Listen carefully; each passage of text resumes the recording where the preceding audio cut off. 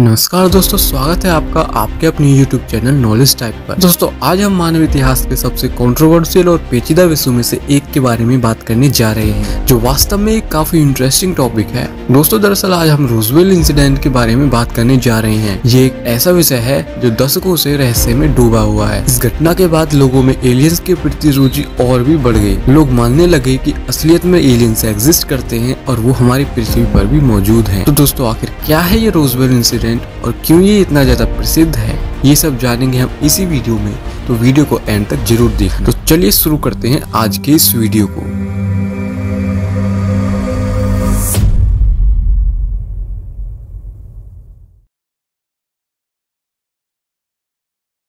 दोस्तों जो लोग इस घटना से परिचित नहीं हैं, उनके लिए मैं बता दूं कि 8 जुलाई 1947 को अमेरिका के न्यू मैक्सिको में स्थित रोजवेल जगह पर एक अजीबोगरीब वस्तु पहले तो आसमान में उड़ती हुई दिखाई दी और बाद में उसका एक्सीडेंट हो गया।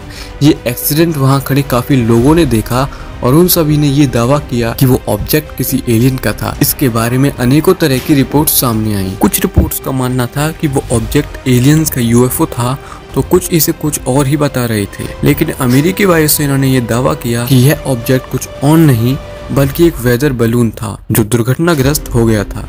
लेकिन कई लोगों का मानना है कि यह एक अंतरिक्ष यान था जो दुर्घटनाग्रस्त हो गया।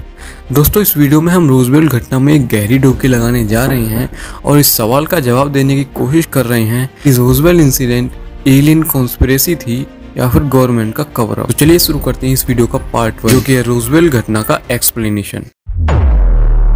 दरअसल ये बात है 8 जुलाई 1947 की, जब एक रेंजर ने न्यू मैक्सिको के रोजवेल के पास अपनी प्रॉपर्टी पर कुछ मलबा पड़ा हुआ देखा। दोस्तों वो मलबा मेटेलिक था और देखने पर मन में एक संदेह पैदा करता था।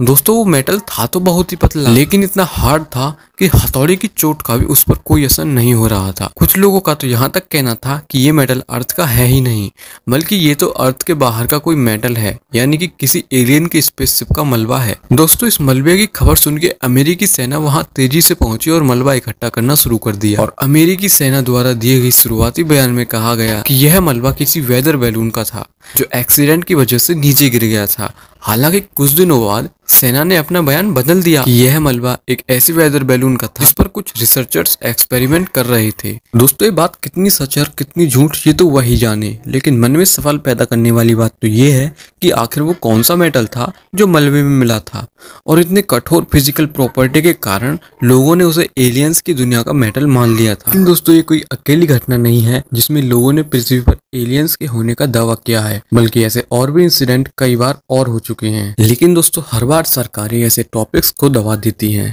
और इन्हें कभी खुलने ही नहीं देती और इनके राज दफन ही रह जाते हैं। और दोस्तों जिसका एक जीता जागता एग्जाम्पल है एरिया 51, जहां पर एक दो लोगों ने नहीं बल्कि सैकड़ों लोगों ने एलियंस के होने का दावा किया है। दोस्तों एरिया 51 के बारे में और जानकारी पाने के लिए आप जल्दी से चैनल को सब्सक्राइब कर लें, क्योंकि बहुत जल्द एरिया 51 पर भी मैं एक वीडियो बनाने वाला हूं। दोस्तों अब आते हैं इस सवाल पर कि क्या यह कोई साजिश है या सरकार का कवर अप। 70 से अधिक वर्षों के बाद रोजवेल इंसिडेंट मानव इतिहास के सबसे डिबेटेबल विषयों में से एक बन गई है। बहुत से लोग अभी भी मानते हैं कि यह सरकार द्वारा कवर की गई यूएफओ क्रैश लैंडिंग थी। लेकिन आइए अब तर्क के दोनों पक्षों में गहराई से सच्चाई को जानते हैं। दोस्तों कॉन्स्पिरेसी थ्योरीज के अनुसार दूसरे ग्रह से एलियंस कई बार पृथ्वी पर आ चुके हैं और ह्यूमंस के साथ लगातार संपर्क में रहे हैं। ये एलियंस कथित रोजवेल दुर्घटना सहित कई ह्यूमन इंटरेक्शन में भी शामिल रहे हैं। कॉन्स्पिरेसी सिद्धांत यह है कि अमेरिकी सेना जल्दी से दुर्घटना स्थल पर पहुंच गई और घटना को कवर किया, क्योंकि वह नहीं चाहती थी कि जनता को एलियंस के अस्तित्व के बारे में पता चले। इससे अशांति फैल सकती थी। लेकिन दोस्तों तर्क की दूसरी तरफ सरकारी कवर अप सिद्धांत है। सिद्धांत के अनुसार रोजवेल घटना का एलियन से कोई लेना देना नहीं था। थ्योरी के अनुसार यह एक एक्सपेरिमेंटल उच्च ऊंचाई वाला वेदर बैलून था जो दुर्घटनाग्रस्त हो गया। हालांकि अमेरिकी सरकार नहीं चाहती थी उसके उच्च ऊंचाई वाले बैलून एक्सपेरिमेंट की जानकारी सार्वजनिक हो, इसलिए उन्होंने जानबूझकर इस घटना को कवर किया। इस थ्योरी के मुताबिक कॉन्स्पिरेसी थ्योरिस्ट इस घटना को बड़ा चढ़ाकर पेश किया है और पूरी तरह से झूठा नैरेटिव तैयार किया है। दोस्तों वो मलबा आखिर किस चीज का था और कहां से आया था ये तो शायद एक राज बनकर ही रहेगा। लेकिन लोगों के मन से ये शक कभी खत्म नहीं हो सकता है कि वो मलबा एक एलियन के स्पेसक्राफ्ट। दोस्तों साल 2021 में अब 70 से अधिक वर्षों के बाद आखिरकार हमारे पास अमेरिकी सरकार की ओर से एक आधिकारिक स्पष्टीकरण है। 2021 में पेंटागन ने अननोन एयर एक्सीडेंट पर एक हाईली एंटिसिपेटेड रिपोर्ट जारी की, जिसमें यूएफओ कहे जाने वाले नए शब्दों का भी वर्णन किया गया है। रिपोर्ट से कंक्लूजन निकाला जा सकता है कि अधिकांश अननोन एयर एक्सीडेंट देखे जाने को आसानी से प्राकृतिक घटना कहा जा सकता है।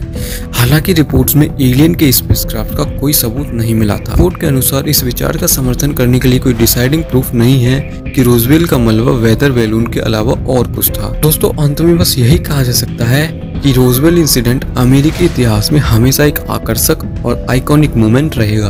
भले ही उन अफवाहों में कोई सच्चाई थी या नहीं, लेकिन पेंटागन की यूएपी रिपोर्ट के जारी होने के साथ हम आखिरकार इस विशेष केस की किताब को बंद कर सकते हैं और नए रहस्य और रोमांच की ओर बढ़ सकते हैं। तो चलिए दोस्तों आज की इस वीडियो को यहीं समाप्त करता हूं और उम्मीद करता हूं कि आज मैं आपको कुछ नया और इन्फॉर्मेटिव सिखा पाया हूं। तो चलिए मिलते हैं अगले